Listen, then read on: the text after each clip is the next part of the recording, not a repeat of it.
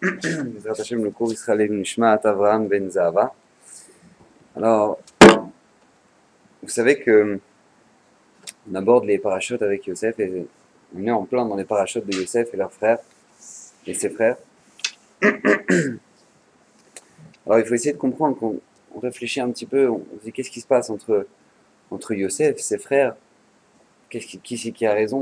Vous savez que les commentaires de Magin Douvno, je crois, ils disaient c'est facile de parler de toutes les parachutes jusqu'à de Bereshit, jusqu'à la parachute de Vaïchev. Pourquoi? Parce que tout simplement, dans les parachutes de Bereshit, on comprend qui est le méchant, il y a Caïn, et puis il y a Evel, il y a Caïn qui va tuer Evel.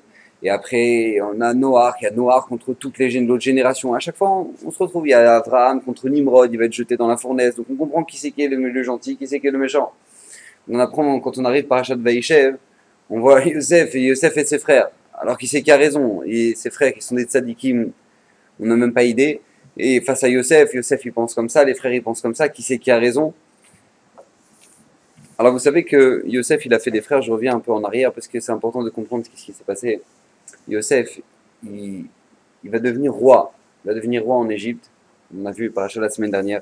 Et c'est assez incroyable il faut comprendre comment ça se fait qu'il est roi en Égypte. Et malgré le fait qu'il est roi en Égypte, il donne aucune nouvelle à son père. Aucune nouvelle. Je sais pas, t'es roi en Égypte, envoie une lettre à papa. Papa, on n'avait pas les mails. On envoie une lettre. Papa, voilà, maintenant je suis roi en Égypte. Tu t'inquiètes, voilà, tu sais pas ce que je suis devenu. Voilà, je suis roi en Égypte. C'est bon, tout va bien. T'inquiète pas, tu peux venir. Viens chercher. Non. Qu'est-ce qui va se passer? Yosef il va rien dire. Il va rien dire à ses frères. Il va rien dire à son père. Et quand ses frères ils vont venir, il va jouer le jeu. Genre, qui vous êtes? Qu'est-ce que vous voulez? Je vous ai vu en train d'expionner l'Égypte. Mais à quoi il joue, Yosef? J'ai pas compris. Ah, il en manque un. Ramenez-le. Makara. Qu'est-ce qu'il veut, Yosef? Alors, vous savez que, donc, quand on revient quelques parachutes auparavant, Yosef il a fait deux rêves. Le premier rêve qu'il a fait, c'est tout simplement qu'il a rêvé que lui, il avait son épi de blé et tous les épis de blé se prosternaient vers lui, vers son épi de blé à lui. Ça c'est le premier rêve. Donc lui, quand il a dit ça à ses frères, les frères ils se sont dit bah oui, bah c'est bon, c'est clair, tout est clair. C'est-à-dire qu'en fait, tu es en train de nous dire que nous, tous les frères, on va se prosterner à toi. Et tu t'es pris pour qui? Qu'est-ce qui se passe là maintenant? Tu es en train de dire, en fait c'était bien plus profond que ça. Les frères ils avaient peur que de la même manière qu'il y a eu Abraham, il y a eu Yitzhak, il y a eu Abraham, il y a eu Ishmaël, Abraham il a eu Yitzhak et Ishmaël. Donc Ishmaël c'était le mauvais côté, Yitzhak c'était le bon. Il y a eu Esav et il y a eu Yaakov. Donc il y a eu Esav, c'était le mauvais côté, et Yaakov c'était le bon. Ils se sont dit c'est la même chose, Yosef il est en train de faire la même chose. Il va y avoir Yosef et il va y avoir tous les frères. Donc les frères, eux, ils savaient très bien ce qu'ils étaient en train de faire. Ils savaient qu'ils étaient les Shem Shamim. Ils savaient que eux, ils possédaient la capacité d'avoir une tribu en soi. Et donc eux, ils sont rentrés en marloquette. Comment tu vois, tu peux faire des rêves que les rêves, c'est des épis de blé qui sont en train de se prosterner vers ton épi à toi. Il dit, c'est forcément que tu penses à ça toute la journée. Parce qu'en général, la majorité, comme le dit la Gemara, la majorité des rêves qu'un homme peut faire dans la nuit, c'est tout simplement ce qu'il a vu. Ouais. En général, c'est comme ça. Les gens ils regardent des films, des trucs, ils disent oui, Rav, je suis hyper inquiet. Vous vous rendez pas compte? J'ai rêvé qu'il y avait une voiture qui arrivait et qui sautait au-dessus du pont et machin. Et moi, j'étais là. T'as regardé un James Bond, toi. Ça t'a choqué. Donc, toi, t'es en train de te faire un film. Tu crois que c'est un rêve, mais ça sert à rien. Arrête ton jeûne, ouais. Arrête de regarder les films et tu seras tranquille. D'accord? En général, la plupart des rêves que les jeunes, la plupart des rêves que les gens ils font, tout simplement, c'est rien que le résultat d'une réalité qu'ils vivent et qui réfléchissent à ça. Donc, du coup, les frères, ils se sont dit, c'est la même chose. Yosef, s'il est en train maintenant de rêver que lui, maintenant, tout le monde va se prosterner vers lui, c'est qu'il pense à ça. Deuxième rêve, il dit, vous savez pas quoi? Il y avait 11 étoiles. Le soleil et la lune, ils étaient tous en train de se prosterner vers moi. Donc les frères, ils disent, c'est encore pire. Tu es en train de dire que tous les frères, pas seulement nous maintenant, on est en train de se prosterner, mais en plus de ça, il y a papa, il y a Yaakov, il y a la lune, ça représente Marloquette, que ça représente Bila, vous dites pas, bref. Donc du coup, qu'est-ce qui se passe? Ils sont en train de se dire, bah voilà, tu es en train de nous dire qu'en fait, on va se prosterner vers toi. Donc il va y avoir la vente de Yosef. Yosef, ils vont le condamner à mort. Pas chaud, ils vont le condamner à mort parce que Yosef, selon son avis, comment il voyait lui les choses, les actions des frères, ils vont le condamner à mort. Je ne vais pas rentrer dans les détails, etc. Parce que c'est pas tellement le sujet maintenant. Mais en tout cas, eux, il va finir par être vendu aux Égyptiens, à des Canaanim, qu'ils vont le descendre en Égypte, etc. Et une fois qu'il arrive en Égypte, il va être vendu à Potiphar. Et vous connaissez l'histoire avec la femme de Potiphar, il va finir en prison. Et la paracha de la semaine dernière, il va interpréter les rêves. de Pharaon. Et quand il va interpréter ces rêves-là, alors à ce moment-là, il va être mis à la place de roi. Pharaon, il va dire la seule chose qui nous sépare, c'est tout simplement mon trône. C'est-à-dire, il y a rien. C'est juste que maintenant, on m'appelle le roi. C'est tout ce qui nous sépare. Alors, il y a lieu de se demander comment ça se fait qu'il n'envoie pas une lettre, il ne donne pas de nouvelles, il fait rien. Alors la réponse, c'est tout simplement, c'est que lui, Yosef, il avait compris que les rêves que lui, il a fait, c'était pas seulement des rêves, c'était une prophétie. Vous savez que le Rambam, c'est très important, c'est halakha, le Rambam, il dit qu'un prophète qui fait une prophétie, et que la prophétie ne se réalise pas, il est chayav mita, on doit le condamner à mort. Donc lui, Yosef, tout simplement, il était obligé que ses rêves se réalisent. Il fallait que ces rêves maintenant, qui ne sont pas juste des rêves, qui sont une prophétie, se réalisent, mais il ne savait pas ce qui va se passer. Maintenant, il savait une chose, écoutez bien, il savait que maintenant, le premier rêve, c'était des épis de blé qui se prosternent vers son épi à lui. Pourquoi c'est des épis de blé? Pourquoi? Parce que Yosef, il avait compris qu'il fallait que la première fois que eux, tous les frères, ils se prosternent, c'était en tant que marchand de blé, et que lui, c'est lui le vendeur. Étant donné que dans tout le monde entier, c'était la famine, et qu'il n'y a que Yosef qui a réussi, qui a vu, par l'intermédiaire du rêve de Pharaon, que maintenant il a réussi à anticiper le fait qu'il allait avoir la famine partout dans le monde, et que tout le monde entier va venir en Égypte pour aller chercher de quoi manger, parce que tout simplement il y avait à manger nulle part. Donc qu'est-ce qui va se passer? Yosef, il avait vu dans le rêve que quoi? Que les épis de blé qui se prosternent vers lui, c'est tout simplement un rapport de marchand. Donc je suis pas censé me dévoiler à mes frères maintenant. C'est-à-dire que tout le rapport que je dois avoir avec mes frères, c'est un rapport en tant que marchand. Eux, ils viennent acheter et moi, je vends. Donc, qu'est-ce qui se passe? Yosef, il n'a pas le droit. Il ne peut pas annoncer à son père que maintenant, lui, il est roi en Égypte. Parce que tout simplement, s'il annonce à son père qu'il est roi en Égypte, eh ben c'est tout, c'est terminé. La prophétie, elle ne se réalise pas. Donc, lui, il est obligé de faire une tarboula, qu'il va jouer un jeu, qui va dire, mais non, tout simplement, moi je suis le vendeur, je suis le vice-roi et je vous vends du blé. Et comment ça se fait qu'il en manque un? Pourquoi Yosef, il les renvoie pour aller chercher Binyamin? Parce que tout simplement, il a vu dans son rêve que normalement, il y a tous les frères qui se prosternent. Mais le problème là, c'est qu'il en manque un. Donc, faut aller rechercher Binyamin, que Binyamin y revienne et que tous les frères ils se prosternent vers lui. Et maintenant, le premier rêve, il s'est réalisé. Après, qu'est-ce qui va se passer? Il va se dévoiler à ses frères. Et après, les frères, de nouveau, quand Yaakov il va venir, quand tout le monde, toute la famille va venir, ils vont se prosterner une nouvelle fois vers lui. Et à ce moment-là, va se réaliser le deuxième rêve, que des étoiles, le soleil et la lune, ça représente le Ham Israël, les étoiles, quand le Ham Israël est dans toute sa grandeur. À ce moment-là, eux, ils vont se prosterner vers Yosef. La raison pour laquelle maintenant il fallait que dans un premier temps, ils se prosternent sans savoir que c'est Yosef, et dans un deuxième temps, il fallait qu'ils sachent que c'est Yosef. Alors, je vais pas m'allonger là-dessus, Stam, pour que vous sachiez comment ça se fait qu'il fallait dans un premier temps, parce que tout simplement, Yosef, c'est celui qui va préparer la galoute au Ham Israël. Yosef, ça va être celui qui va sortir en Chutz Laaretz, qui va sortir en dehors d'Eretz Israël, et qui ne va jamais avoir le Giloui d'Akadosh Baruch Hu. Il ne va jamais parler avec Akadosh Baruch Hu, Yosef. Ça représente le juif dans la galoute. Ça représente le Ham Israël dans la galoute. Maintenant, vous savez que dans le Ham Israël, dans la galoute, ce qui les fait tenir, c'est une seule chose. C'est l'aïmouna Chachamim. C'est l'aïmouna en nos Chachamim, en nos sages. Maintenant, vous savez qu'il y a un Yetzer Hara. C'est qu'il y a le Yetzer Hara de se dire, il y a tout simplement les gens qui vont se dire, bah oui, moi je crois en la grandeur du Rav Ovadia Yosef, parce que c'est un grand rabbin. Ouais. Mais il y a des gens qui se disent quoi? Ils se disent, mais attends, ça va, Rav Ovadia, il était avec moi au Cheder. On était en même temps dans la classe. On balançait des boulettes et tout. Tu vas pas commencer à me dire que moi maintenant, voilà, moi, Rav Ovadia, c'est lui le gadol, c'est lui qui dirige la génération. Tu vas pas me la faire, arrête, moi je sais très bien, je connais. Alors justement, Yosef, il était là pour répondre à ces questions-là et pour rentrer dans le Ham Israël, cette notion-là. C'est quoi cette notion? C'est tout simplement, dans un premier temps, les frères, ils vont se prosterner devant Yosef. Quand ils ne savent pas que c'est Yosef. Pourquoi? Pour rentrer dans le Ham Israël, cette notion de se prosterner devant le Gadol. Qu'on le connaisse, qu'on soit grand en Torah, qu'on soit pas grand en Torah, qu'on soit chiloni ou pas, qu'on ait en nous cette notion-là. Vous savez qu'il y a énormément de juifs. Regardez les juifs, les bons juifs du Maroc. Ils connaissaient rien en Torah, ils étaient à l'ouest. Mais ils voyaient le rabbin, ils embrassaient la main, machin, truc, machin. Pourquoi? D'où ça vient? Ça vient de ce fait que même si tu peux être vide en Torah, tu peux ne même pas comprendre le rapport qu'il peut y avoir entre toi et Yosef, tout simplement tu te prosternes devant lui. Ça, c'est ce que les frères ont fait au moment où ils se prosternaient devant Yosef sans savoir que c'était Yosef. La deuxième chose, quand est-ce qu'ils se sont prosternés devant Yosef en sachant que c'était Yosef? Parce que tout simplement, il y a un Yetzirah de pouvoir croire que puisque maintenant, Yosef, ça va, c'est mon frère. C'est mon frère, ça va. Moi, je viens de te répondre que non. Il faut malgré tout te prosterner devant lui parce que là, dans cet endroit-là, c'est lui le Gadol. C'est lui le grand. Et donc rentrer dans le Ham Israël, que même n'importe où ils seront, s'ils seront en France, en Allemagne, peu importe, là où il y a le Rav, on doit se prosterner devant lui, parce que c'est lui qui détient la Torah.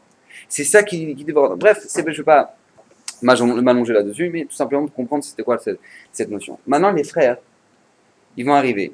Yosef va faire quelque chose d'assez incroyable, paracha de la semaine dernière. Il va demander à son fils Ménaché, comment ça se fait? Comment ça se fait tout simplement que les frères, ils ne voient pas que c'est Yosef?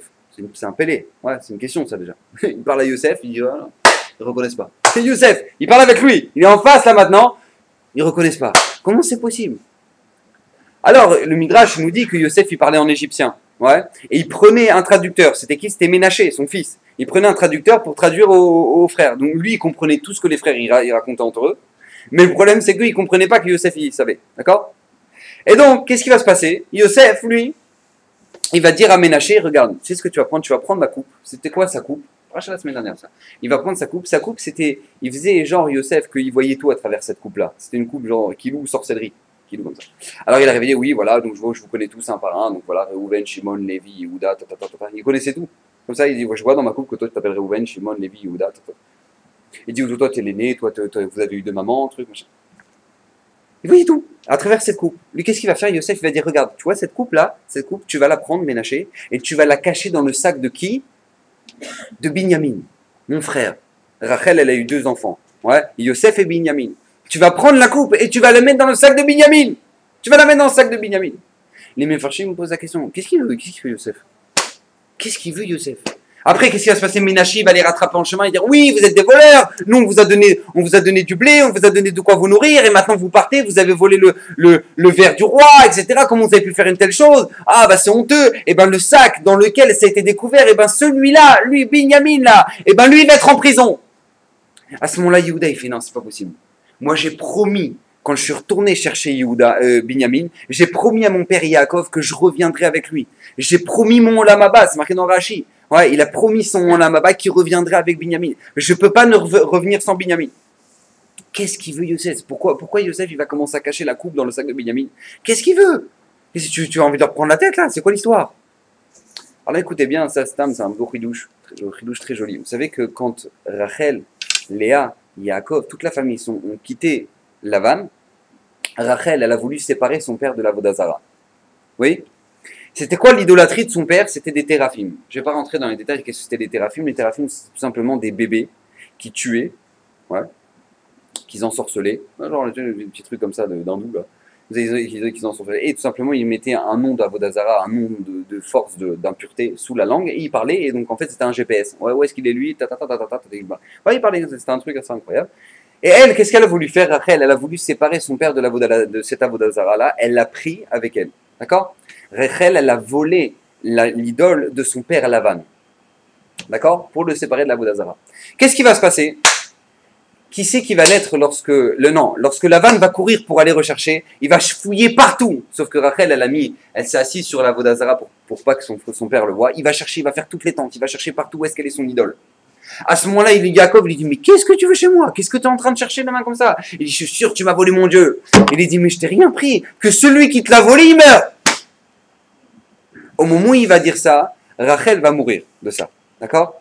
Quand est-ce que Rachel va mourir de cette klala de Yaakov? Elle va mourir au moment de l'accouchement de Binyamin. D'accord? Donc Yosef, il avait compris qu'en fait, tout simplement, Binyamin, c'était la continuité de Rachel. Parce que lui, il a eu la vie au moment où Rachel est morte. Donc qu'est-ce qui va se passer? C'est bien ce qui va se passer. Yosef, il va vouloir racheter la faute de Rachel. Comment? Il va faire en sorte que son fils Ménaché, il va cacher la coupe dans le sac de Binyamin, pour que Binyamin, et genre cette coupe c'était quoi? C'était encore une fois, c'était Yosef il faisait, c'était de la Vodazara, ça c'était la coupe, il voyait tout. Donc il va cacher la coupe dans le sac de Binyamin, pour que Binyamin il soit accusé de vol à tort, alors qu'il n'a pas volé, pour racheter la faute de sa maman Rachel. Parce que même si c'était une Imaot, même si c'était les Shem Shamaï, même si c'était vrai, elle voulait séparer son père de la Vodazara, au niveau de Rachel, il y avait quelque chose qu'on lui reproche ici. Donc Yosef, il va vouloir tout simplement racheter la faute de Rachel à travers son fils Binyamin en accusant à tort. Maintenant, qu'est-ce qui va se passer? Début d'Aparashat Hashavua, il se passe quelque chose d'absolument incroyable. Parashat Hashavua. Yehuda, à ce moment-là, va s'élever et va dire à Yosef, écoute-moi bien, sache une chose, si jamais maintenant, toi, tu ne me laisses pas repartir et que tu veux emprisonner Binyamin, sache que moi, je vais te régler ton compte. En gros, il est en train de dire, je vais te régler ton compte. Ouais, les frères, ils avaient une force assez incroyable. Tous les Shvatim, ils avaient des forces assez incroyables. Regardez le Midrash Parashat Hashavua, c'est de Ayom Venora, ce qui se passe au moment où Yosef, c'est marqué que Yehuda, il a commencé à créer un hurlement, que tous les gardiens de tout l'Égypte, ils ont perdu toute leur dent. Bing, bing, bing, bing, dans la maison. Regardez le Midrash, hein, c'est assez incroyable, les forces, les kochot du corps qu'ils pouvaient posséder. Alors un jour, Bezrat Hashem, si on aura le temps, on fera un shiur là-dessus, comment ça se fait qu'ils avaient de telles forces alors que, quel rapport maintenant? Ils faisaient pas ils faisaient pas de la muscu toute la journée. Mais comment ça se fait qu'ils avaient une telle force? On essaiera de comprendre. En tout cas, qu'est-ce qui se passe? Yehuda, il va commencer à protéger Binyamin. Il va dire, mais putain, quoi, lui, Binyamin, lui, il a volé, mais c'est pas logique, etc. Regardez le Beth Alevi aussi là-bas, c'est incroyable comment il fait tout le Cheshbon, de tout ce qu'il dit, tous les arguments de Yehuda. Et lui, il commence à dire à Yosef, mais c'est pas possible, lui, il va voler, moi, de toute façon, moi, j'ai pris la Chariout que maintenant, moi, prends-moi, moi, en tant qu'esclave, ne prends pas Binyamin. Binyamin, il doit retourner chez son père. Et à ce moment-là, monte la pression entre Yosef et Yehuda. Et Yosef, voyant que tout simplement sa vie est en danger, parce que les frères ils sont prêts à tuer tout le monde, voyant que sa vie est en danger, il va se dévoiler à ses frères. Et il va dire tout simplement Ani Yosef Aod Avichai. D'accord? C'est marqué comme ça dans le pasuk. Velo yachol Yosef litapek lechol anitzavim alav veikra otziu kol ish me'alai velo amad ish ito. Yosef Yosef, il a fait quelque chose de très dangereux. Il a sorti tous les gardiens. Il a voulu que personne ne soit là, hormis les frères qui étaient ici présents. Il a voulu que tout le monde, tous les gardiens d'Égypte, tout le monde sorte du palais pour se dévoiler à ses frères, pour pas qu'ils aient honte. Et à ce moment-là, il va dire Vayomer Yosef Elechav, Ani Yosef Aod Avichai. Je suis Yosef. Est-ce que mon père vit-il encore? Velo Yochlu Echav la Nototo. Et les frères, ils ne pouvaient pas répondre à ça. Qui n'y valou mi panab. Tellement ils sont restés bloqués. Il dit le Midrash que Pachou, tout simplement, ils sont morts de honte. Ils sont morts, la Neshama, elle est ressortie. Il y a eu un miracle, elle est rentrée en eux. Pachou de Kratametim. Pourquoi? De honte de la nouvelle que Yosef vient de leur annoncer. Mais dans le Midrash, c'est marqué aussi assez incroyable. Mais le Midrash nous dit qu'au moment où les frères ils sont arrivés, ils ont dit nous, ça n'existe pas ça. Nous, maintenant, tu vas pas nous prendre Binyamin. Ça n'existe pas. Tu vas pas nous prendre Binyamin. Il dit, Yosef, il va leur dire à ce moment-là, il va dire, mais attends, qui c'est que vous cherchez? Vous êtes en train de chercher votre frère. Vous m'avez dit dans la paracha de la semaine dernière que vous êtes en train de chercher votre frère partout là. Il a dit, mais votre frère, c'est moi qui l'ai. Yosef, c'est moi qui l'ai.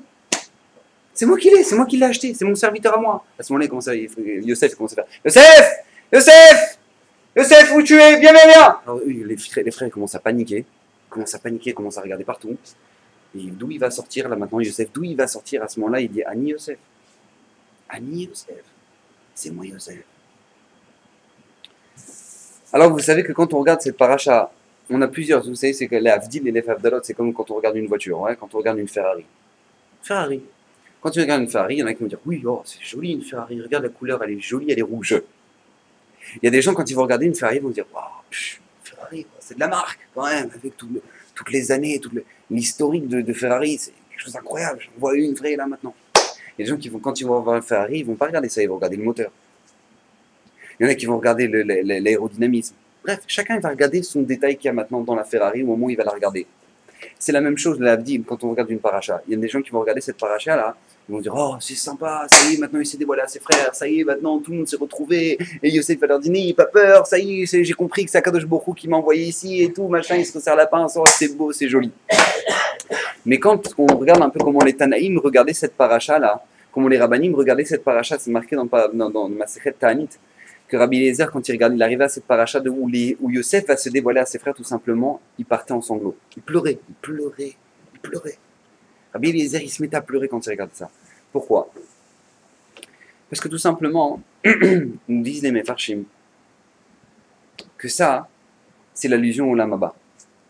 Pourquoi? Il nous dit, je vous dis, c'est marqué Abakwen Bardella.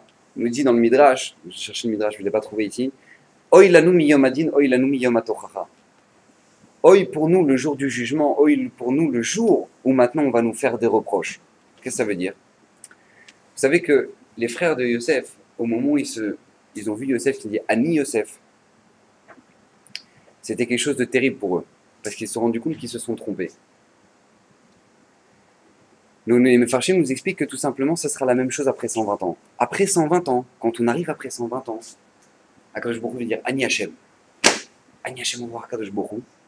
Oy lanu miyomadin, oy lanu miyomatochacha. Pourquoi? Parce que tout simplement, on va voir la vérité en face des yeux. On va voir la vérité en face des yeux. Je vous pose la question, comment c'est possible? On a demandé, comment c'est possible que les frères ne voient pas? Les frères ne voient pas que c'est Yosef. Ils parlent avec lui. Ils parlent pendant deux parachotes. Ils parlent avec lui. Ils voient que c'est lui le mêleur. Et ils ne le reconnaissent pas. Ils ne reconnaissent pas que c'est leur frère. Mais comment c'est possible? Tu parles avec Yosef, tu parles avec lui, tu négocies, tu vois. Tu vois pas que c'est un beau gosse. Yosef, c'est une bombe atomique. Tu vois pas que c'est une bombe atomique? Alors Rachid te dit non, parce que lui, quand Yosef il a quitté la maison de Yaakov, tout simplement il n'avait pas de barbe. Ouais. Mais après, maintenant, il a la barbe. Donc, puisqu'il a la barbe, ils l'ont pas reconnu. Ah, dis-moi. En fait, il y a toujours un Baal Tshuva dans la famille. Il y a un Baal Tshuva dans la famille, machin, il a commencé à dire ah ouais, moi je vais aller Shiva, je vais aller Shiva. Il va aller Shiva, il se laisse pousser la barbe. Genre, après, d'un coup, tu dis oh, c'est sûr, c'est toi. C'est sûr, c'est toi qui étais parti aller Shiva. C'est sûr que t'es mon frère. Quel rapport maintenant? Parce que t'as la barbe, maintenant, putain, tu le reconnais plus. Comment c'est possible? Rachid le dit. Ils l'ont pas reconnu parce qu'il n'avait pas la barbe. Mais qu'est-ce que ça veut dire? Comment c'est possible? Ils parlent avec lui, ils ne le reconnaissent pas. Nous disent les Mefarshim quelque chose d'extraordinaire. Le Khatam Sofer, il dit au nom de son maître quelque chose, c'est fondamental ce qu'il nous dit. Il nous dit tout simplement, vous savez pourquoi ils ne l'ont pas reconnu, Yosef? Parce qu'ils étaient persuadés qu'ils avaient raison. Ils étaient tellement persuadés qu'ils avaient raison, qu'ils disaient vrai, que maintenant, au moment où maintenant ils ont fait le jugement de Yosef, c'était eux qui avaient raison. C'était eux qui avaient raison. Donc, puisque c'est eux qui avaient raison, c'est pas possible qu'on parle à Yosef. C'est pas possible que ce soit Yosef. C'est pas possible. Ça rentre même pas dans les calculs. Que lui, maintenant, qu'on a vendu, qui est un esclave, que nous, on cherche partout en Égypte en tant qu'esclave. Vous savez que c'est marqué dans la paracha la semaine dernière qu'ils sont rentrés par toutes les portes d'Égypte. Ils le cherchaient partout, Yosef. Que lui, maintenant, il soit le Mélech, lui, soit là. C'est pas possible. Donc, c'était tellement impossible, inconcevable dans leur tête, que maintenant, même s'ils parlent avec lui, c'était pas possible que ce soit lui. C'était pas possible que ce soit lui. Vous savez combien c'est rachou ça dans notre vie? Combien de fois les gens, ils ont le émet en face des yeux. Ils ont la vérité devant les yeux. Ils savent que la Torah, c'est le vrai. Ils savent que les mitzvot, c'est important. Ils savent qu'il y a un Gehinnom. Ils savent qu'il y a un Gan Eden. Et alors c'est pour ça qu'ils font de Tchouva. C'est pour ça qu'on voit de eux des grands religieux. Pourquoi? Parce qu'ils sont tellement persuadés. C'est pas possible que je me plante complètement. C'est pas possible que dans ma vie, je sois à l'ouest. Que du coup, c'est pas possible. C'est pas possible. Vous savez que je connais des gens, ils ont 70 ans, à l'heure qu'il est, ils ont fermé les portes de la tchouva pour eux. Vous savez pourquoi? Parce que s'ils font tchouva, ça veut dire qu'ils ont perdu 70 ans de leur vie. 70 ans, ils l'ont pris, ils l'ont jeté à la poubelle. Et ça, c'est impossible pour eux, c'est inconcevable. Donc tout simplement, ils ne peuvent pas. Tu leur parles de Torah, tu dis, ça va, bon, ça va, c'est joli, non, ça va. Pourquoi? Parce que c'est pas possible pour eux. À partir du moment où tu montres que ça c'est le Hémet, mais comment je peux faire autrement que ça c'est le Hémet? Je peux pas vivre autrement que ça. Donc ça veut dire que tout ce que je fais, je me suis planté. Donc tout simplement, j'accepte pas de le voir. J'accepte pas de le voir. Mais regarde 2 minutes, l'homme Israël, 2000 ans de galoute. 2000 ans parmi toutes les nations qui nous ont fait des pogroms, des orgies, des trucs, des mains. Ils nous ont fait des Shoah, des pogroms, mais qu'est-ce qu'ils nous ont pas fait les goïms? Et nous on est là, on est toujours là, et toutes les nations, les Grecs, les Romains, les trucs, ils crèvent tous les uns après les autres. Les uns après les autres, ils sont tous tombés, et nous on est encore là. On est encore là. Et tu dis, mais tu crois pas que c'est un miracle assez incroyable? Tu réfléchis pas? Tu te poses pas des questions des fois dans ta vie? Ah oui, bon, ça va, vraiment, bon... Oui, c'est vrai, c'est intéressant de voir que nous sommes un peuple qui traversons chaque génération. Mais comment tu peux pas voir le Hémet? Comment tu peux croire qu'à l'heure qu'il est, si tu es encore juif, c'est parce que tu mets des jeans diesel? Mais comment ça peut s'arrêter à ça dans ta tête? Comment ça peut s'arrêter à ça? Ah, tu manges de la dame route, et tu mets des jeans diesel, et tu t'habilles comme un chalala, et du coup voilà. Ah bah voilà, ça c'est le Ham Israël, ça c'est la grandeur du juif. Mais Baba, réveille-toi. Si t'es éternel, c'est parce que tu possèdes quelque chose d'éternel. Ça s'appelle la Torah. Comment tu peux être à l'ouest comme ça? Comment tu peux ne pas voir la vérité en face des yeux? Comment c'est possible? Tu sais pourquoi? Parce que pour toi, c'est pas possible de dire que tout le monde se plante. Que tout le monde se plante, que tout le monde, mais je sais, mais il n'y a que les rabbins qui étudient la Torah. C'est pas possible. Ah non. Ça, c'est ce qui s'est passé avec les frères de Yosef. Les frères de Yosef vont parler avec Yosef. Ils vont voir Yosef. Ils vont négocier avec lui. Ils vont s'énerver avec lui. Ils vont même pas voir que c'est lui. Comment c'est possible? Il n'a pas une tête d'Égyptien quand même, Yosef. Il n'a pas une tête d'Égyptien, mais comment il ne le voit pas? Parce que tout simplement, c'était impossible pour eux de le voir. C'était pas possible de se dire, on s'est planté. On s'est planté. Alors nous dit le Rabbi Abba Cohen à Bardella, il nous dit dans le Midrash, il nous dit Oy lanu miyom adin, oy lanu miyom atoracha. Combien ce sera dur le jour du jugement? Combien? Parce que si déjà les frères, ils n'ont pas su quoi répondre à Yosef, qui est un des l'avant-dernier de tous les Shvatim, de toutes les tribus, alors quoi? Alors comment on va répondre le jour du jugement devant Akadosh Baruch Hu sur ce qu'on a fait?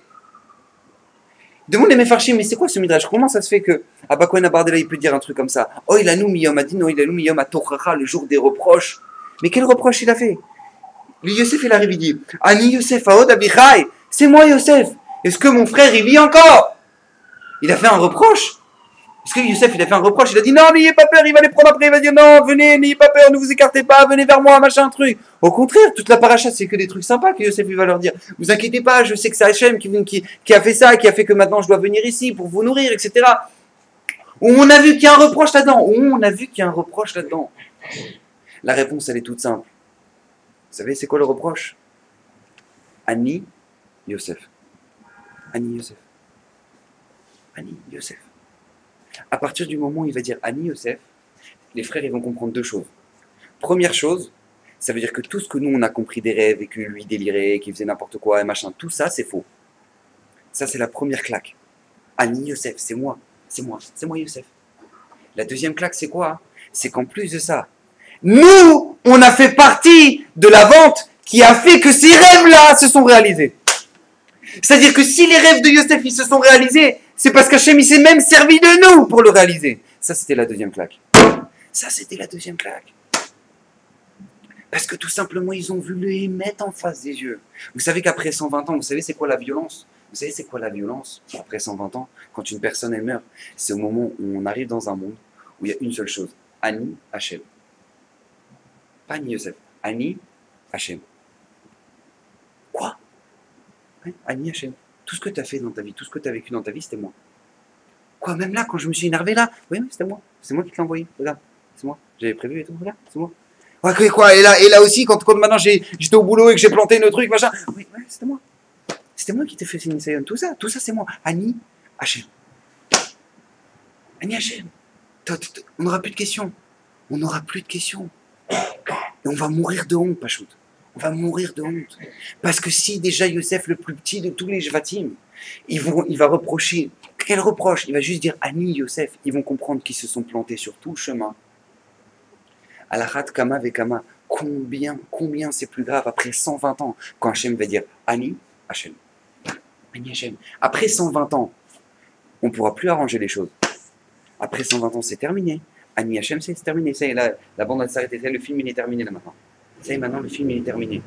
Yosef, les frères de Yosef, ils avaient encore une possibilité de s'arranger encore.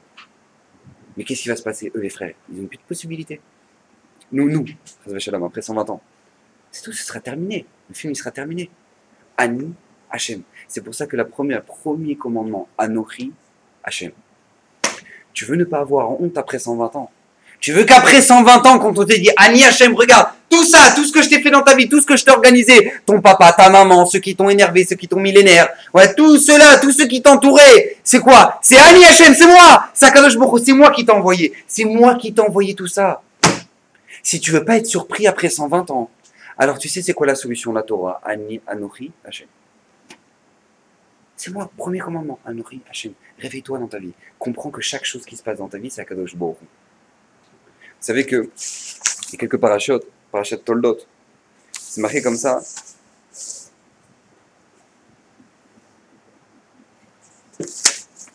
Au moment où Yaakov, il va prendre les brachot à son frère Esav, il va sur l'ordre de sa mère, sur l'ordre de Rivka, il va donner à manger à son père Yitzhak pour recevoir les brachot.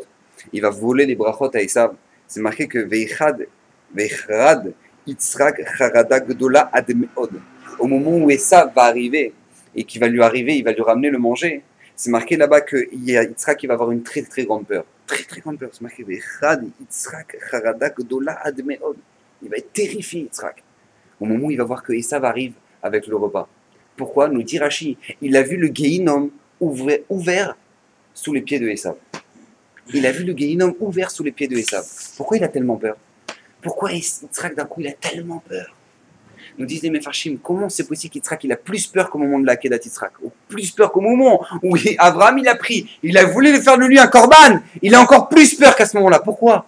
Tu sais pourquoi? Je vais te donner la réponse. C'est parce que tout simplement, là maintenant il vient de comprendre que toutes les années où il croyait que Esav, c'était à lui qu'il fallait faire les brachot, il s'est planté. Il s'est planté. Il s'est planté.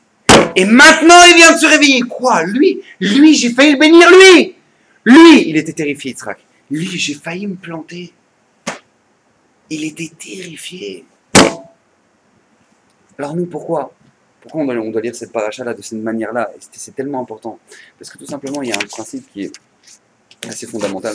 C'est que tout simplement, en général, les gens, ils n'aiment pas trop. Ils n'aiment pas trop parler du Olam Haba. Ouais. Parce que ça fait peur. Ouais, bien, ça va, ça a pris 120 ans. Ne commence pas à faire des histoires avec ça. Pourquoi? Parce que tout simplement, ça nous fait peur, ça nous terrifie. Mais on doit comprendre. On arrive dans un monde où maintenant, Oilanu miyom ad-din, Oilanu miyom ha-tochacha, nous dit le Midrash. Oilanu miyom ad-din, le jour du jugement, miyom ha-tochacha. Pourquoi tout simplement on dit le din, le jugement, et après les reproches? A priori, ça devrait être l'inverse, ouais. On dit à quelqu'un, Oilanu, le jour où on va nous faire des reproches, et qu'on va nous faire notre jugement. Non, on te dit non, l'inverse. Oilanu miyom ad-din, le jour du jugement, Oilanu miyom ha-tochacha. Pourquoi? Parce que tout simplement, il dit le Midrash qu'Akadosh Baruch Hu va nous juger en fonction de ce qu'on est. Exactement de ce qui va se passer avec les frères de Yosef. Vous savez que les frères de Yosef, au moment où maintenant Yosef va se dévoiler à eux, je vous ai dit que Yosef, il ne va pas faire une tochacha à ses frères. Mais le Beth Alevi, il ne comprend pas le passou comme ça. Écoutez bien combien il comprend le verset.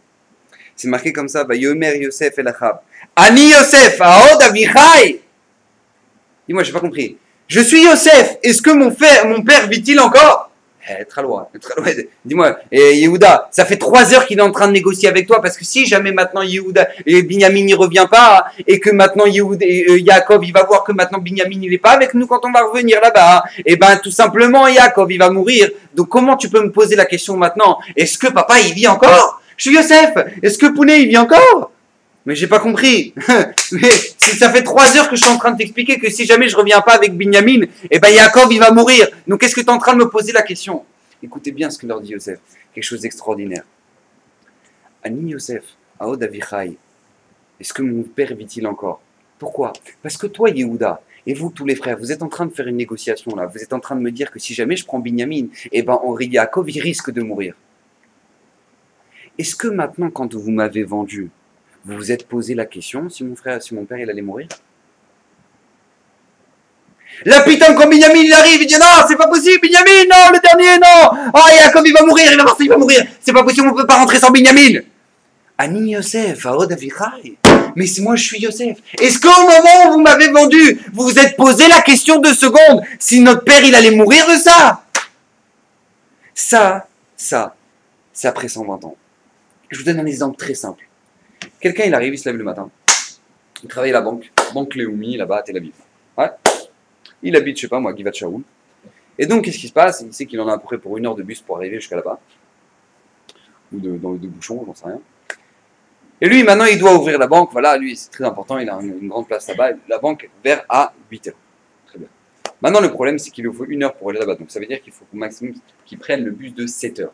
Très bien. Maintenant, le problème, c'est que le net, il est à 6h40. Net, il est à 6h40. Donc lui, il prie à la première tefila, au net, dès que le soleil se lève. Ouais.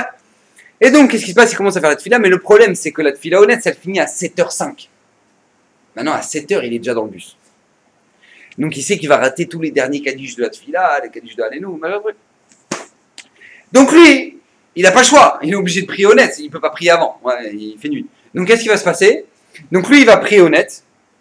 Il va faire son calcul 5 minutes avant le temps que j'aille au trajet du bus. 5 minutes avant, je dois quitter la Beta Knesset. Donc je quitte la Beta Knesset, hop, et puis je monte dans le bus de 7 heures et j'arrive au travail. Donc maintenant, lui, il sait ce qu'il fait. Il enlève cette filine en plein milieu de la tefila, il a fini sa Amida, il a fait Bekavana, il a fait tout ce qu'il fallait, machin, truc, hop. Il enlève cette filine, il range son talit, machin, il part, hop, il va à l'arrêt de bus et il finit cette fila dans le bus, etc.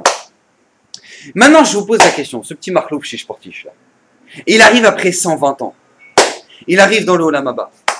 Akadosh Baruch Hu lui dit, mais qu'est-ce qui se passe? Comment ça se fait que je t'ai pas vu? Regarde, là, au début de la tefila, t'es là, et après t'es plus là. Qu'est-ce qui se passe? Alors lui, il va dire, bah, tout simplement, Akadosh Baruch Hu, tout respect, mon roi, je vais expliquer en fait ce qui s'est passé. Tout simplement, voilà, moi j'ai un travail à 8 heures, etc. Donc voilà, j'ai le bus à 7 heures, machin, regardez la suite de la vidéo. Alors à ce moment-là, disons qu'il a raison.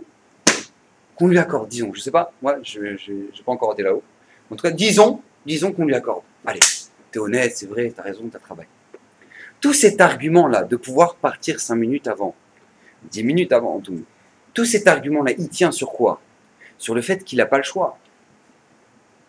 Mais si jamais maintenant, un jour, il part 5 minutes avant, et sur le chemin du bus, il voit son copain, fait « Ah, salut, comment tu vas? Alors, qu'est-ce que tu racontes, toi? Comment ça va? Et tout, ouais, tu vas? Ouais, moi ça va, et tout, machin, ah, ça va? Bon, bah là, j'ai le bus, là, maintenant, je dois y aller. » À ce moment-là, tout son argument, il tombe à l'eau. Oui, non. Parce que tout ton argument, c'était de dire « Je peux pas partir plus tard de la tefila, parce que sinon, je rate mon bus. » Mais à partir du moment où un jour, toi, quand tu vas voir ton copain David, tu vas commencer à lui parler sur le chemin et tu lui diras « Mais tu sais comment ça va et tout, qu'est-ce que tu racontes ?» Eh bien, ça veut dire qu'en fait, tout simplement, c'est pas tellement parce que maintenant tu n'as pas le choix de rater tu risques de rater le bus. C'est parce que tout simplement, voilà, ça va, je suis large. C'est exactement ce que Yosef il a fait avec ses frères. Vous, maintenant, les frères, vous êtes en train de dire que vous êtes obligés de ramener Binyamin de peur que Yaakov il va mourir. Mais tout cet argument-là, il est bien joli. Mais est-ce que vous êtes posé cette question au moment où maintenant vous m'avez vendu? Et de là, les frères ont compris que tout ce qu'ils ont dit, c'est tombé à l'eau. Imaginez-vous, quelqu'un il toque à la maison. Ou je sais pas moi, il vous demande la tzaka dans la rue. Ouais, il demande la tzaka dans la rue. Il m'a la pièce du bois, bon, je sais pas, je suis serré, j'ai déjà donné tout mon maaser, donner encore plus de tzaka, bon, c'est chaud, 5 shekels, bon, non, je peux pas. Ouais, il donne pas la tzaka. Il donne pas la tzaka. Parce qu'il sent qu'il est serré. Maintenant, qu'est-ce qui se passe? Il sent le besoin de devoir acheter de nouvelles baskets. Donc il va au magasin pour s'acheter une nouvelle basket, il va s'acheter le dernier Jordan, apparemment c'est la mode, je sais pas, j'ai entendu, ouais. Il va s'acheter le Jordan, maintenant le truc ça coûte un bras, 600 shekels, je sais pas combien ça coûte, ouais. Maintenant qu'est-ce qu'il va? Il aurait pu s'acheter des baskets normales, mais non, il va s'acheter la basket, ouais, la basket. Après 120 ans, on va lui dire, alors comment ça se fait que tu as pas donné aux pauvres les 5 shekels? Comment ça se fait? Hein? Ah, parce que j'étais serré, j'ai donné tout mon masser déjà dans le mois, machin, etc. Machin. Ah, très bien. Après, on va le voir rentrer au magasin Nike, au magasin de sport. Il dit, mais c'est incroyable, comment ça se fait que tu choisis celle-là? Regarde, celle juste à côté là, c'est 300 shekels, c'est très bien. Merci pour le verre d'eau.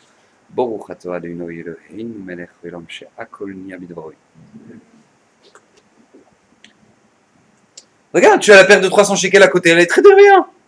Mais alors, qu'est-ce qui s'est passé? Pourquoi? Oui, bon, bon, d'accord, c'est pas... Bon, d'accord.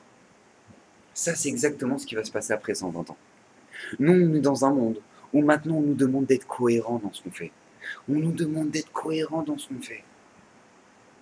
Tu es honnête avec toi-même. Toi, tu dois travailler. Tu n'as pas le temps d'étudier. Tu n'as pas le temps. Mais tu le dis. Tu dis, ah, vraiment, si j'avais la possibilité d'étudier, alors vraiment, j'aimerais tellement étudier. Alors, qu'est-ce que tu fais là à regarder pendant 3 heures le match de foot? Hein? Comment ça se passe? Comment ça se fait que là, tu as perdu une soirée entière devant un match de foot à regarder des brels en train de taper dans un ballon? Comment c'est possible? Comment c'est possible? Ça, c'est ce qui se passe après 120 ans. Oilanu miyom adin, oilanu miyom atochacha, c'est quoi? C'est qu'après 120 ans, on va nous montrer exactement ce qui s'est passé. Vous savez que Yaakov Galinsky raconte dans son sefer Anilodea, c'est une histoire vraie. En tout cas, il le ramène, lui, c'est une histoire vraie. Il raconte que là-bas, à Novardok, c'est une histoire vraie parce qu'il raconte de sa ville. À Novardok, il y avait un groupe de jeunes, des vrais alcoolos. Vers Pachout, des mecs qui jetaient, des parents, ils les avaient jetés. Eux, ils buvaient, rien qu'ils buvaient. Ils buvaient, ils dormaient. Ils buvaient, ils dormaient, ils buvaient, ils dormaient, ils buvaient, ils dormaient. Ouais, c'était le matin. Donc le matin, hop, ils prennent une bouteille, hop, ils dorment jusqu'au soir. Après le soir, hop, ils boivent une bouteille, hop, ils dorment. Et comme ça, c'était un groupe comme ça, je sais pas, le groupe des clochards, je sais pas comment on les appelait à l'époque. Bref, en tout cas, ils buvaient, ils buvaient, ils buvaient. Et un jour, il y en a un du groupe, il a commencé à dire, les mecs, qu'est-ce qui se passe après la mort? Alors tous, ils le regardent, ils disent, oh, attends, vas-y, ramène-nous une bouteille, là, on va réfléchir. Ramène-nous une bouteille. Alors, il ramène une bouteille, c'est bon. Ah, viens, on réfléchit. Alors, ils commencent à boire et tout, machin truc, ils sont déchirés. Et quand ils se réveillent, ils disent, ah, là, on n'a pas répondu à la question. Hey, les mecs, on n'a pas répondu, là. Alors, à ce moment-là, qu'est-ce qui se passe? Oh, attends, laisse-nous dormir et tout, machin truc. Bref, ils dorment, ils s'enchaînent les bouteilles, Enfin, ils commencent à dire, bon, alors, vous savez quoi, comme le premier qui part d'entre nous, il vient chez les autres et il explique ce qu'il a vu là-haut. Hein? Il vient parler parce que nous, on ne sait pas ce qui se passe. Très bien. Et là, donc, vous doutez bien que après le vin, le whisky, la vodka, le truc, ouais, ça ne dure pas très longtemps la vie. Quitte sourd derrière. Et donc, du coup, qu'est-ce qui se passe? Donc, il y en a un qui part en premier, il dit, hey, Francis, tu nous oublies pas, tu nous oublies pas, ouais, pas de problème, je vous oublie pas. Donc, lui, il monte après, et donc, ils font les Shivas. Tous les potes, ils viennent regarder les Shivas. T'as rêvé, toi? Non, moi, t'as rêvé, toi? Non, j'ai pas rêvé. Donc, qu'est-ce qui se passe? Ils attendent. Les Shivas, t'as rêvé? Non, j'ai pas rêvé. Moi. Et là, ils attendent après les Shloshim. Ils disent, bon, peut-être les 30 jours après, peut-être il va. 30 jours, rien qui se passe. Rien du tout. À la fin des 30 jours, Pitom, un rêve. Il le voit, tout cramé, visage cramé, brûlé. Et il dit, les mecs, touchez pas la vodka. Le vin, tout bien, mais la vodka, non. C'est une blague ou quoi? Qu'est-ce qui t'arrive dans ta vie? Tu te sens bien? Makara Lecha. Et qu'est-ce qui t'est brûlé? Tu t'es fait brûler là. Makara Lecha. Alors il explique, je vais t'expliquer. Je suis arrivé. On m'a dit, Francis, qu'est-ce que t'as fait de ta vie? Ah, j'ai expliqué, moi, j'ai pas grandi dans une famille religieuse, j'étais à l'ouest, j'étais perché complètement, je savais pas quoi faire de ma vie. Je savais pas où j'allais, je savais pas ce que je devais faire, donc voilà. Il dit, mais alors, et pourquoi t'as pas réfléchi? Ben, je pouvais pas réfléchir parce que tout simplement, je buvais du vin et moi je vis au jour le jour, comme ça je me casse pas la tête, c'est quoi, après 120 ans, truc, machin. Ah, moi je vis au jour le jour. Vraiment, on vivait comme ça, quoi, tranquille et tout, moi et les potes là. Bon, bah, a priori, c'est vrai, quoi, y a pas de. On peut pas t'envoyer au Gainam, hein, qu'est-ce que tu veux faire? T'es un pauvre type, quoi. Qu'est-ce qu'on va faire de toi? Il dit, mais, et à ce moment-là, le malach, il m'a demandé, mais qu'est-ce que tu buvais, toi, là? Ben, je buvais du vin. Ouais, je buvais du whisky. Je buvais de la vodka. Non, je m'arrête fait. Quoi? Tu buvais de la vodka? Je dis, oui, oui, je buvais de la vodka. Mais c'est horrible, la vodka. C'est le malach, il me dit, mais c'est horrible, la vodka, ça brûle. Je dis, attends, toi, t'es pas un grand buveur. Moi, je lui ai dit, oh, mais au malach, t'es pas un grand buveur, toi, pour me dire ça. C'est vrai. C'est vrai que la vodka, ça brûle, mais après, ça réchauffe le corps, tu te sens bien, tu planes. Il lui dit, alors tu vas aller au Guéhinam. Je dis, pourquoi? Il dit, parce que si tu avais la notion que tu étais prêt, malgré tout, à prendre quelque chose qui brûle sur l'instant, en sachant que après ça te fera du bien, alors comment ça se fait que tu n'as pas réfléchi dans ta vie, que tu dois faire des efforts pour que après 120 ans, ça te fasse du bien? Ça, c'est ce qu'il a dit à ses potes. Arrête, buvez tout, sauf la vodka. Buvez tout, sauf la vodka. Vous savez que le Midrash nous ramène que Liu a Navi. Une fois, il a rencontré un pêcheur. Il y a un Navi, il a rencontré un pêcheur sur le bord de l'eau. À ce moment-là, il dit au pêcheur, il dit qu'est-ce que tu fais de ta life? Alors il dit, bah tout simplement, moi, je pêche le poisson, le brochet, le truc, machin, un truc. Mais il dit, mais t'es juif? Il dit, oui, mais et alors quoi? Et après 120 ans, qu'est-ce que tu vas ramener après 120 ans? Le Olam Haba, truc. T'as étudié un peu de Torah, des mitzvot, des trucs, t'as fait quelque chose? Il dit, rien. Eliaou, tout le respect, là, faut pas pousser. Il dit, pourquoi? Comme ça que me raconte le métrage. Pourquoi? Il dit, mais moi, je suis un gros débile. Je suis un gros débile. Je sais rien faire de ma vie, moi, je sais juste pêcher des poissons. Qu'est-ce que tu veux que je fasse maintenant? Moi, je sais pêcher des poissons, plus que ça. Tu veux que maintenant j'aille comprendre un Tosfot, un truc, la Gemara, qu'est-ce qu'il dit Rabbi Akiva, Abaye, machin, un truc. Comment tu veux que je comprenne un truc pareil? C'est pas possible, moi, c'est pas possible pour moi. C'est pas possible. C'est pas possible. Alors à ce moment, il y a un avis, il lui a dit quelque chose, il a dit, attends, j'ai pas compris. Explique-moi. Comment c'est possible que celui qui t'a donné la chorma de savoir pécher, il t'a pas donné la chorma de pouvoir comprendre sa Torah? Comme ça, il a dit lui. À ce moment-là, c'est marqué que ce pécheur, il s'est mis à pleurer sur place, il s'est mis à sangloter comme ça. Parce qu'il a compris la bêtise qu'il a fait. Comme ça, nous dit le Midrash. Le Midrash s'arrête là. Bon, voilà, fin du Midrash. Je vous pose la question. Moi, si j'avais été le pécheur, j'aurais répondu à Léonavi. J'aurais dit, mais quel rapport? Moi, j'aurais dit à Léonavi, quel rapport? Moi, je suis en train de pêcher le poisson. C'est pêcher un poisson, c'est pas comprendre un Tosfot dans la Gemara. Je suis en train de... C'est bien joli ce que tu es en train de me dire. Celui qui a donné la chorma pour pouvoir pêcher, il t'a pas donné la chorma pour pouvoir comprendre sa Torah. Mais quel rapport? C'est pas parce que maintenant je sais pêcher que je sais comprendre un Tosfot, je sais comprendre ce qui est marqué dans le Shulchan Aruch, je comprends la halakha et je vais étudier le chômage. Ça veut rien dire. Je suis bête. J'ai juste pêché des poissons, ça n'a rien à voir. Comment ça se fait qu'il s'est mis à pleurer celui-là? Vous savez c'est quoi la réponse qu'il nous dit de Mefarshim? Quelque chose d'extraordinaire. Écoutez bien ce qu'il répond. Et Eliyahu il a dit plus que ça. Eliyahu il a dit, regarde, celui qui t'a donné la chorma de pouvoir pécher, ça veut dire quoi? Celui qui t'a donné la chorma que pour comprendre que de toute façon t'as pas le choix pour vivre, pour manger, t'es obligé de pécher, oui ou non? T'es obligé de trouver la chorma de pouvoir manger, sinon t'as rien à manger, donc t'es bien obligé de trouver des solutions pour pouvoir manger. Donc celui qui t'a donné la chorma pour pouvoir manger dans ce monde-ci, tu crois qu'il va pas te donner la chorma pour pouvoir manger dans l'Olam Haba? C'est ça qu'il lui a dit, Léonavi. Est-ce que tu crois qu'Akadosh Baruch Hu t'a pas donné la chorma pour pouvoir te nourrir de ce qui va te nourrir pendant des milliers d'années qui sera ton Olam Haba? Est-ce que tu crois que tu l'as pas ça? À ce moment-là, il s'est mis à pleurer. À ce moment-là, il s'est mis à pleurer. Oilanu miyomadim, oilanu miyomatochacha. Qu'est-ce que ça veut dire? Ça veut dire qu'on va arriver dans un matzav après 120 ans. On va nous dire, mais regarde, t'as fait ça. Il y a des gens, ils ont des fréquentations. Laïster. Fréquentation, laïster. Pourri la fréquentation. Après, tu dis, mais comment ça se fait que tu fréquentes cette personne-là? Tu vois pas, c'est un embrouilleur, un voleur et tout, machin. Comment ça se fait que c'est ton pote? Comment c'est possible? Ah, tu comprends, c'est marqué dans la Torah, Ve'afta l'iracha kamocha, tu aimeras ton prochain comme toi-même, c'est quand même important. Je ne peux pas le juger. Ça reste un ami d'enfance. Pourquoi le juger? Après 120 ans, on va te dire, attends, j'ai pas compris. Tu es tellement macpite sur Ve'afta l'iracha kamocha, tu aimeras ton prochain comme toi-même que toi, ton meilleur pote, c'est l'embrouilleur d'Ashdod. Ouais, t'es tellement macpide là-dessus.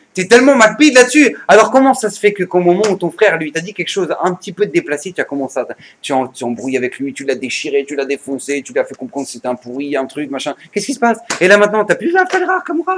Là non, putain, là tout va bien. Combien il y a de gens? Les rabbins leur disent, allez, aidez les mosdot, donnez la tzaka, aidez les yeshivot, machin. Oh, je peux pas. Rav, je suis un peu serré là, c'est un peu la fin du mois, machin. Par contre, si son pote il dit, je vais à Ikea, tu viens avec moi? Ouais, bien sûr, allez, pourquoi pas, de toute façon, je devais acheter un truc là-bas. Il ressort avec 500 shekels. C'est un minimum. Ouais, Ikea, en général, il t'ouvre bien comme il faut. Ouais. Le mec, qu'est-ce qui se passe là? Minimum, il sort avec ça. Pourquoi? Putain, t'as de l'argent? Putain, il y a de l'argent là. Mais d'où ça vient? Ça, c'est Oilanu Miyomadin, Oilanu Miyomatocharak. On nous demande d'être cohérent dans notre vie. On nous demande d'être équilibré dans notre vie. Akadosh Baruch Hu, il veut qu'on ait un équilibre, qu'on soit émettre dans ce qu'on fait. C'est un magave. Le Bénishrei, il ramène un truc incroyable, une histoire incroyable. Il ramène qu'une fois, il y avait un très riche, un juif très très riche, qui devait voyager d'une ville à l'autre. Il avait pris tout son argent, toute sa fortune avec lui, et il avait demandé à une calèche de l'emmener jusque dans notre ville. Lui, maintenant, celui qui conduisait la calèche, il avait compris qu'il avait beaucoup d'argent. Et il avait compris que là, il avait des gros moyens. Donc, qu'est-ce qu'il a fait? Au lieu de prendre le chemin normal, il l'a emmené dans la forêt. Il fait traverser par la forêt. Et là, pitom, la calèche, elle s'arrête. Il dit, ça va, tout va bien? Il dit, oui, c'est bon, je suis juste une petite crevaison. Ouais. À ce moment-là, il dit, vous pouvez descendre, m'aider? Ouais, oui, je descends. À ce moment-là, il lui met le couteau sur la gorge. Il dit, regarde, écoute-moi bien. Ça, c'est ta dernière heure, là, maintenant. Voilà, si tu veux dire une dernière prière avant de mourir, tu veux dire quelque chose, voilà, dis-le maintenant parce que après, tu ne seras plus là. Alors à ce moment-là, ce juif-là, il voit qu'il y a un oiseau dans l'arbre. Il dit, tu vois cet oiseau-là, il fait cuicui. Non, je rigole. Non, tu vois cet oiseau-là, cet oiseau-là, lui, il est témoin de ce qui se passe là, Et lui, il se vengera de ce qui se passera. C'est bon, t'as fini tes blagues? Ouais, j'ai fini, c'est tout. Tac. Tac, il les vend, et il meurt. Il prend toute sa fortune, il devient très riche, le mec. C'est chauffeur de taxi, maintenant il devient un grand bourgeois. Et donc du coup, il devient riche, et il devient très proche du roi. Avec le temps, les années, les fréquentations, les trucs, les pistons. Et il devient très proche du roi. Et un jour, il se retrouve invité du roi à table pour le repas. C'est-à-dire, il y a une benchtrail. Invité du roi pour le repas. Et à ce moment-là, qu'est-ce qu'on lui sert? On lui sert l'oiseau. L'oiseau qu'il a vu dans l'arbre. L'oiseau avec fourré au riz de je sais pas quoi. D'accord, de canard, de je sais pas quoi, de laqué, de tralouette. À ce moment-là, il se met à rigoler. Lui, quand il voit ça, il se met à rigoler. Alors à ce moment-là, le roi, il fait qu'est-ce qui se passe? Pourquoi tu ris? Non, mon roi, c'est rien. Non, mais dis-moi. Il dit non, ça me rappelle un truc. Ça. Il dit je t'ordonne de le dire. Ouais, d'accord. Si le roi il m'ordonne de le dire. Bon, en fait, une fois, tout simplement, j'ai vu un juif, là, un petit youpin comme ça, blindé. Et puis voilà, je me suis débarrassé de lui, j'ai pris tout son argent. Et lui, avant de mourir, il m'a dit tu vois cet oiseau-là? Tu vois cet oiseau? Il va se venger de ce qui s'est passé. Et maintenant, je vois l'oiseau avec du riz dedans, fourré, machin, truc, je le vois devant moi, je suis en train de rigoler. Genre, maintenant, je vais me régaler, quoi. Mais le problème, c'est qu'il n'avait pas calculé que le roi, il aimait les juifs. Alors il dit, j'ai pas compris, tu t'es occupé d'un juif, c'est ça que tu es en train de me dire? Alors il lui dit, oui. Alors à ce moment-là, il lui dit, regardez, prenez-le, pendez-le. Ouais, prenez-le, pendez-le. Là-bas, faites-moi un beau poteau, là-bas, je veux le voir, lui. À ce moment-là, il va à la potence en pleurant et commence à comprendre ce qui s'est passé. Pourquoi il nous a le Benishraï? Parce qu'il veut nous faire comprendre une notion toute simple. C'est parce que toi, tu peux croire que maintenant, tu es en train d'embrouiller. Tu crois comme, non, tu vois. Peut-être un jour tu vas arriver devant le Melech Malchei Amlachim. Le Melech Malchei Amlachim Akadosh Baruch Hu Ribono Shel Olam. Et là tu vas croire que tu vas pouvoir embrouiller. Mais comment tu peux croire une telle chose? Comment tu peux croire? Alors qu'Akadosh Baruch Hu, ne serait-ce que dans ce monde-là, il fait en sorte que tu puisses te réveiller. Comme tu vois avec les frères de Yosef. Devant leurs frères, ils ont honte. Donc dans ce monde-là, déjà, Akadosh Baruch Hu, il peut faire en sorte que tu aies l'archouma atomique. Déjà, dans ce monde-ci, Hachem, il peut faire en sorte que l'arc Chouma atomique. Alors après 120 ans, toi tu crois que tu vas pouvoir embrouiller Hachem? Tu crois franchement que tu vas pouvoir embrouiller Hachem? Vous savez que c'est marqué qu'il y a un des Gehinnom, il s'appelle le Sheol. Sheol. Et Mefarshim me pose la question, c'est quoi ce nom, Sheol? Sheol. C'est un des noms du Gehinnom, Sheol. C'est quoi ce nom? Une fois j'avais entendu un peu extraordinaire du rapport aux Zomboum, il avait dit, c'est quoi la tchouva? Pourquoi il s'appelle le Sheol? C'est marqué dans la Gemara qu'après 120 ans, qu'une personne elle va mourir, on va lui poser une liste de questions.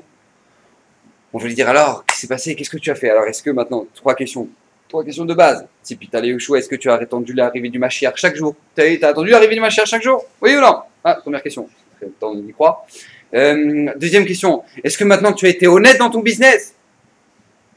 Troisième question, est-ce que tu as fixé un temps d'étude chaque jour? Quatrième question, est-ce que tu as des enfants? Bref, toutes les questions qui sont marquées dans la Gemara là-bas. Pose des questions, les Mefarshim disent j'ai pas compris, Hachem il a besoin de poser la question. Genre Hachem il sait pas. Dis-moi Marlouchish Portiche, est-ce que tu as été honnête dans ton business? J'ai pas compris. De toute façon, il va y avoir la vidéo. Il va y avoir les pensées en sous-titres. Tout va se voir. Alors j'ai pas compris. C'est quoi ces questions? Est-ce que tu as attendu l'arrivée du Mashiach? Bon, on va le voir. Ouais. Réponse non. Ça c'est le Gehinnom. La question d'Akadosh Baruch Hu. Est-ce que tu as attendu l'arrivée du Mashiach? Question. Et toi, tu vas devoir répondre. Ça, c'est le Sheol. Milachon She'ela. On Shoel. On pose une question. On te demande. Est-ce que maintenant, toi, tu as attendu ça? Ça, c'est ce qui nous attend après 120 ans. Alors, Bezrat Hashem, j'ai pas envie de vous déprimer. J'ai pas envie que vous finissiez la soirée. Alors, c'est horrible. On est parti là-bas, il nous a déchirés. Alors, écoutez bien. C'est extrêmement important de savoir.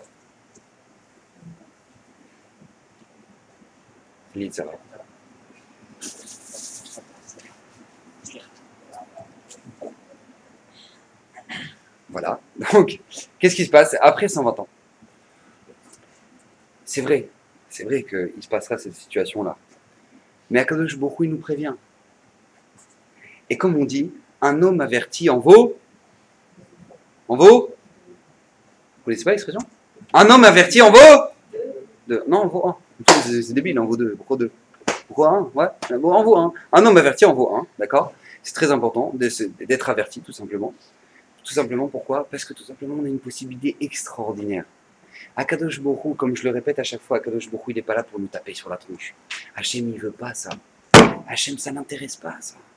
Hachem, il n'a pas envie d'aider. C'est comme un enfant, un père avec son fils. Un père avec son fils. Il a intérêt à lui mettre des claques, des claques, des claques, des claques.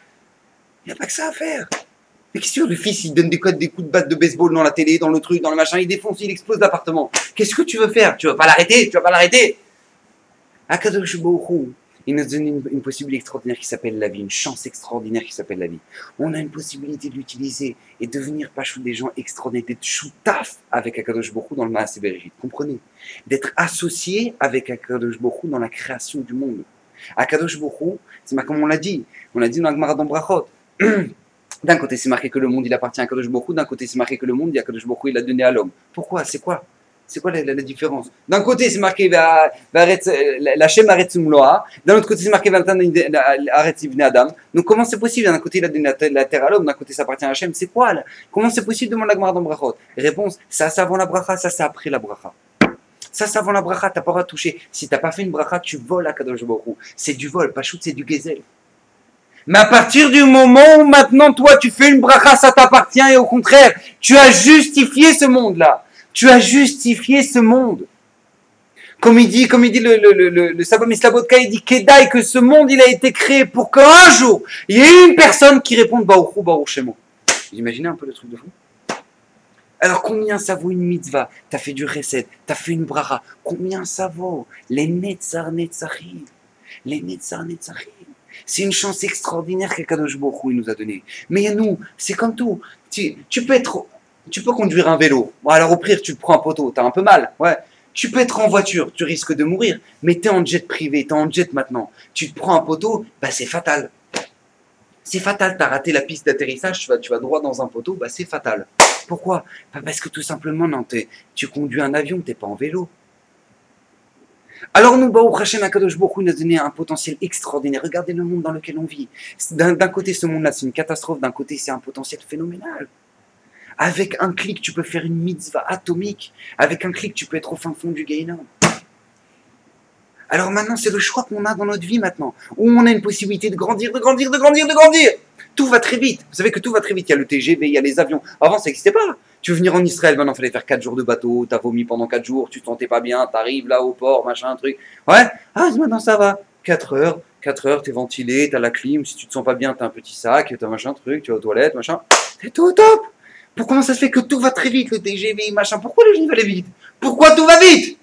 Ah, c'est que tu sais, avant, il y avait le iPod numéro 5, que maintenant, lui, quand il téléchargeait une vidéo, il te téléchargeait en 30 secondes. Maintenant, il y a le 6, qu'en 25 secondes. Mais qu'est-ce qu'il y a? Ils sont fatigués, les gens, quoi. Ça y est, détends-toi, arrête-toi 2 secondes. Ça va télécharger, t'inquiète pas, tout va aller bien. Détends-toi. Qu'est-ce qui se passe? Que tout va vite. Pourquoi tout va vite? Parce que tout simplement, Akadosh Baruch Hu, il nous parle. Hachem, il nous parle de la même manière que dans ce monde-là, qui est le monde matériel. Tout va vite. De la même manière, l'arrivée du Mashiach, ça s'approche. Tout va vite. On est d'une génération maintenant. Avant, tu voulais aller en boîte à Tel Aviv. C'était une tannée. C'était une tannée.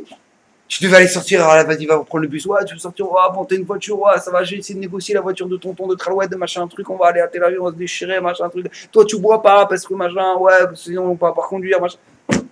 Maintenant, tu veux une boîte de nuit, tu prends ton iPhone, tu restes dans ta chambre.